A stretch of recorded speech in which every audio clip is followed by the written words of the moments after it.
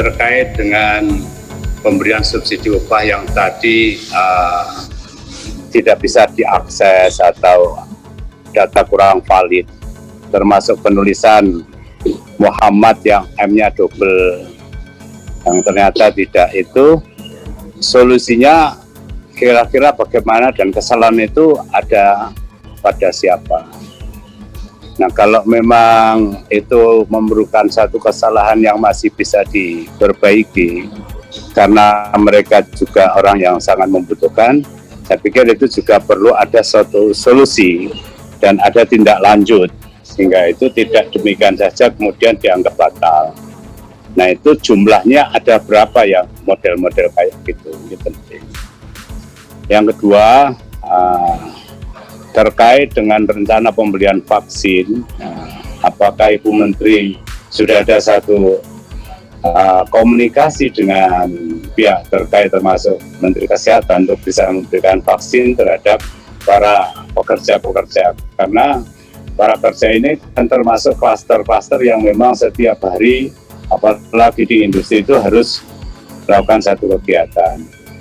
Nah, bagaimana solusi, apakah itu sudah dilakukan satu koordinasi sehingga para pekerja ini nanti bisa mendapatkan vaksin yang lebih dahulu. Saya pikir itu juga penting, karena di sana adalah di tempat-tempat kerja mereka itu merupakan satu tempat yang sangat rentan untuk bisa terjadi penularan COVID ini. Saya pikir itu aja, yang lain saya mengikuti apa yang sudah disampaikan para penanya terdahulu.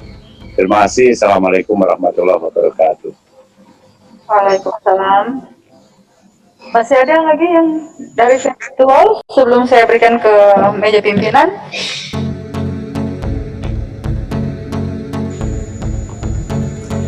Kalau begitu kami persilakan untuk Pak Ansori.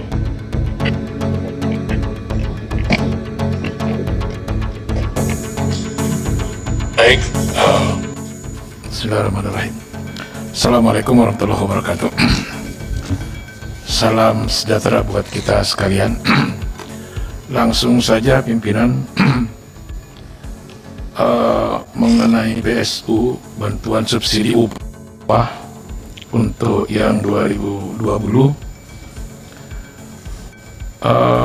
memang dalam laporannya kan uangnya dari APBN ya, bukan dari uang buruh yang ada di BPJS Ketenagakerjaan gitu.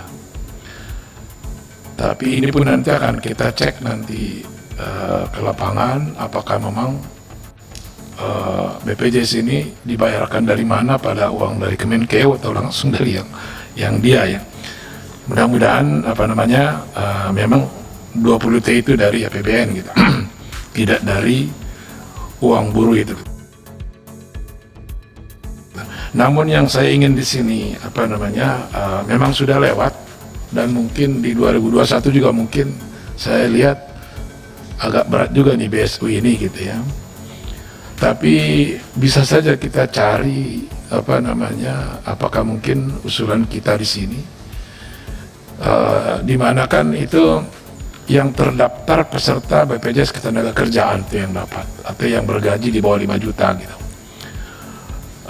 Sementara kan mereka itu yang sudah bertahun-tahun kerja gitu kan, istilahnya kehidupan pasti ada lah gitu.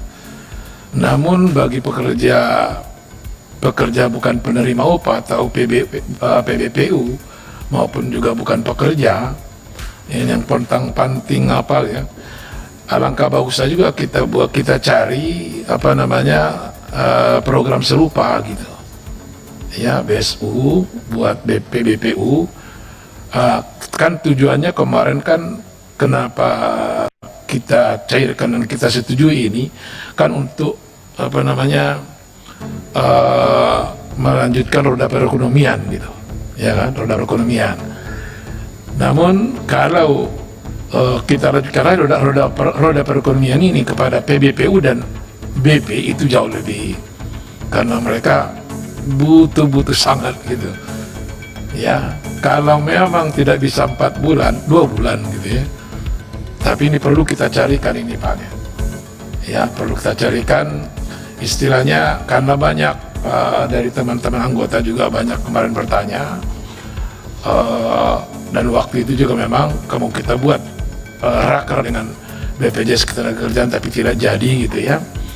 Nah ini kalau bisa ke depan ya bagaimana mungkin caranya kita cari bantuan subsidi upah untuk PBPU dan BP ini gitu. Tidak banyaknya tapi adanya buat mereka itu gitu. Tidak seperti yang 29 T nggak apa-apa.